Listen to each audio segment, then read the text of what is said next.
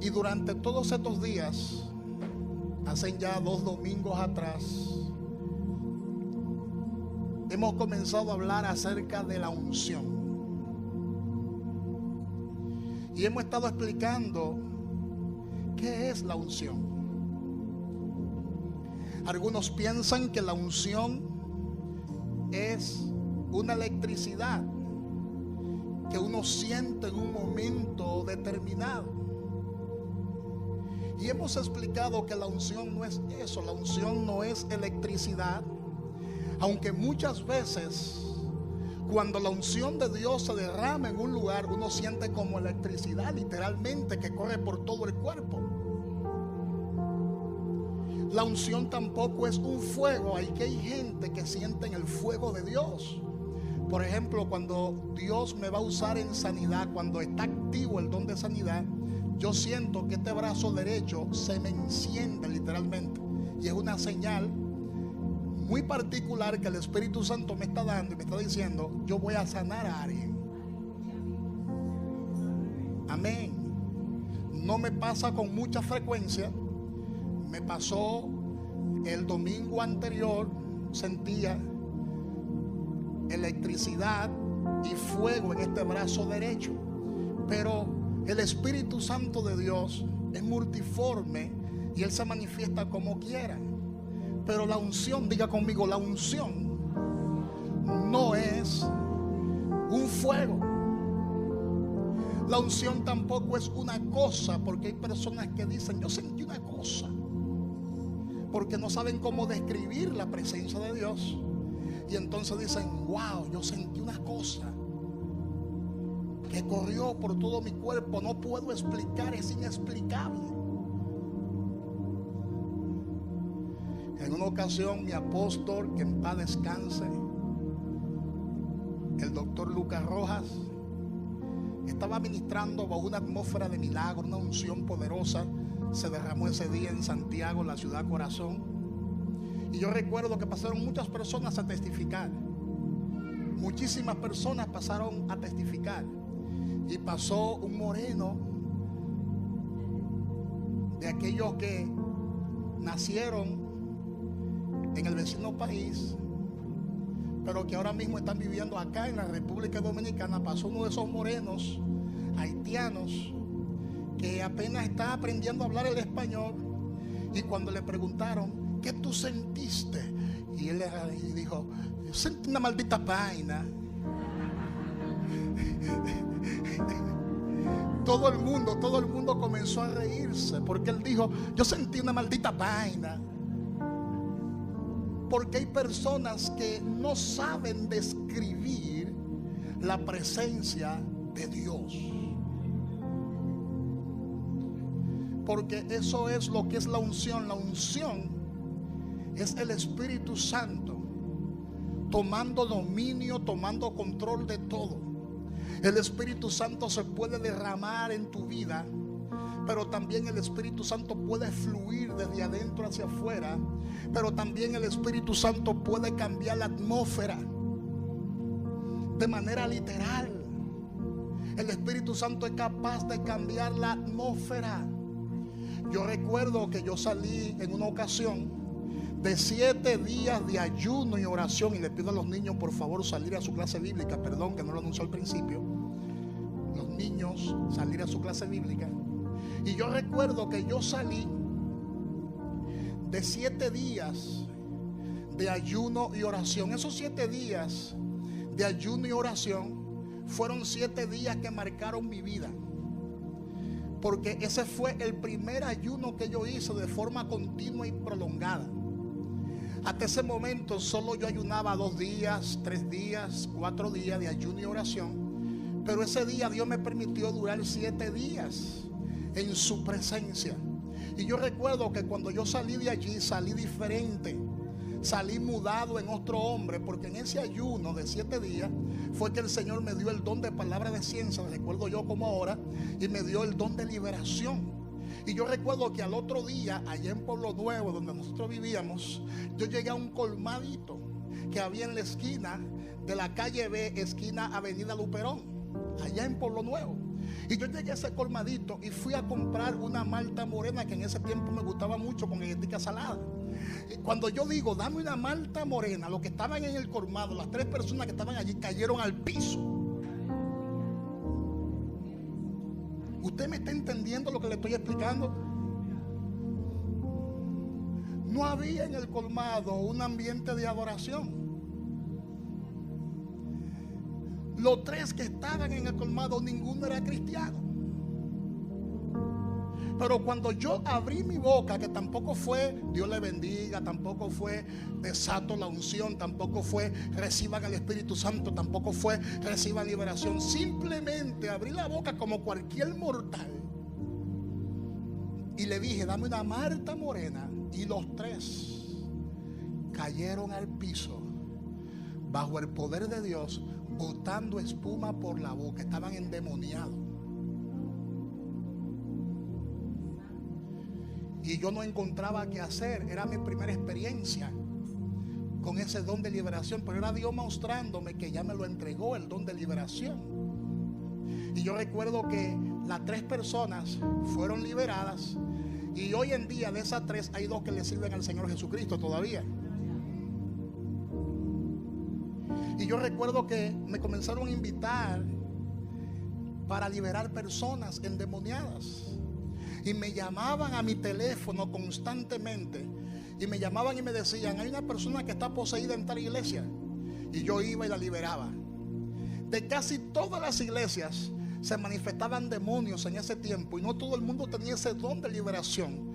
Y yo iba en el nombre de Jesús y echaba fuera esos demonios, porque hay una unción específica que te da la capacidad, que te da la habilidad para tú echar fuera los demonios.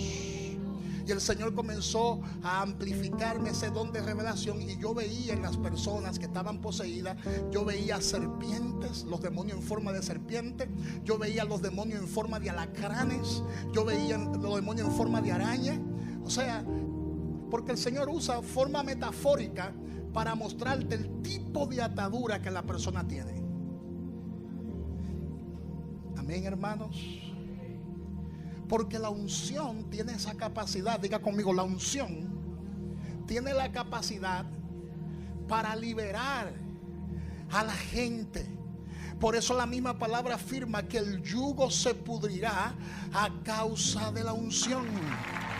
El yugo se pudrirá a causa de la unción. Dígale al que está a su lado: el yugo se pudre cuando la unción se manifiesta. El yugo es algo que te ata. El yugo es algo que te esclaviza.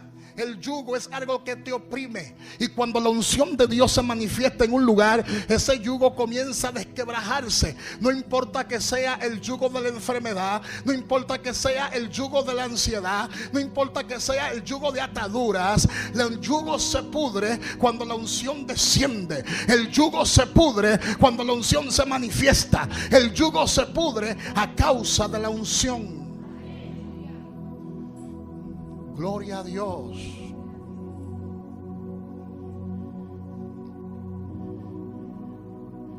Pero también aprendí en ese tiempo que hay personas que por no ser formadas cometen errores con la unción y cometen exceso emocionalista, porque la unción nada tiene que ver con las emociones. Aunque cuando Dios se manifiesta en un lugar, la adrenalina comienza a correr por todo el cuerpo, y es normal que el ser humano se emocione al ver un milagro. Es normal que el ser humano se emocione a ver una manifestación gloriosa. Pero la unción no tiene que ver nada con la emoción, porque la unción es una manifestación sobrenatural del poder de Dios. Amén, hermanos. Amén, hermanos. Otros, al recibir la unción, comenzaron a esconder su debilidad y escondían sus debilidades detrás de la unción. Y es de eso que voy a hablar en el día de hoy muy brevemente, porque una cosa es la unción, diga conmigo, una cosa es la unción y otra es el carácter. Son dos cosas muy distintas. Yo he conocido hombres de Dios fluyendo en una unción poderosa, sin embargo tienen que trabajar en su carácter, porque viven doble vida, una vida de apariencia. Hablan en lenguas, profetizan, los dones se manifiestan de manera gloriosa y especial, pero están enfermos en las áreas de las emociones. Otros están enfermos en el área sexual, otros están atados en esas áreas. Entonces viven doble vida. Estando en el evangelio viven doble vida. Una cosa es en la iglesia y otra cosa es en la casa. ¿Y a qué se debe eso? A la falta de carácter. Es por eso que el sabio Salomón, en Proverbio 23:7, en la parte A de ese texto bíblico dice: porque cuál es su pensamiento, es su corazón, tal es él. Dígalo conmigo, así, diga, así como son tus pensamientos, de la misma manera es tu corazón. Entonces Dios desea un balance entre el carácter, el carisma, el fruto y el poder. Diga conmigo, tiene que haber un balance entre el carácter, los frutos, el poder, el carisma, la unción. Porque hay líderes que dan demasiado énfasis en el carisma, pero no dan mucho énfasis en lo que es el carácter. Porque lo que sostiene el carisma es el carácter. Oído con esto, lo que sostiene el carisma es el carácter. Amén, hermanos.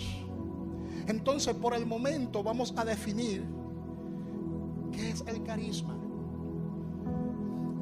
Para aquellos que llevan anotaciones, ¿qué es el carisma? El carisma es el conjunto de habilidades y dones dados por Dios y por los cuales no tuvimos que hacer nada para recibirlos, porque son dones. De ahí viene la palabra griega carisma, porque la palabra carisma es una extensión de la palabra caris del griego, y la palabra caris es gracia, es regalo. De manera que si usted tiene un talento, usted lo tiene no porque usted pagó el precio para recibir ese talento, porque Dios te dio ese talento como un don, como una gracia. Así que dígale al que está a su lado: si tú cantas es por la gracia de Dios, si tú predicas es por la gracia de Dios, si tú danzas hermoso es por la gracia de Dios, si tú enseñas la palabra es por la gracia de Dios, si tú fluyes en la palabra de ciencia y en la palabra de sabiduría es por la gracia de Dios, si Dios te usa sanando a los enfermos es por la gracia de Dios, si Dios te usa con el don de fe, que es un don de poder, es por la gracia de Dios. La gracia de Dios es la que nos sostiene, la gracia de Dios es la que se manifiesta.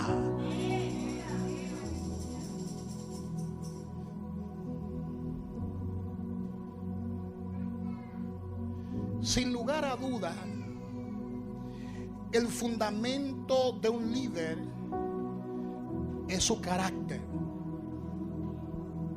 Y sobre esta base es donde edifica su ministerio. La edificación de todo ministerio está fundamentada en el carácter, no en el carisma. Porque una persona con mucho carisma y con poco carácter, tarde o temprano va a tener problemas, porque eso es como una especie de bomba de tiempo. Yo he conocido hombres con una unción gloriosa, con una unción poderosa, con dones de revelación como ningún otro se lo he visto, pero con poco carácter, y por eso no han llegado muy lejos. Por eso no han sido promovidos, porque no tienen carácter. Y hay que trabajar con eso. Dígale al que está a su lado: tenemos que trabajar con el carácter.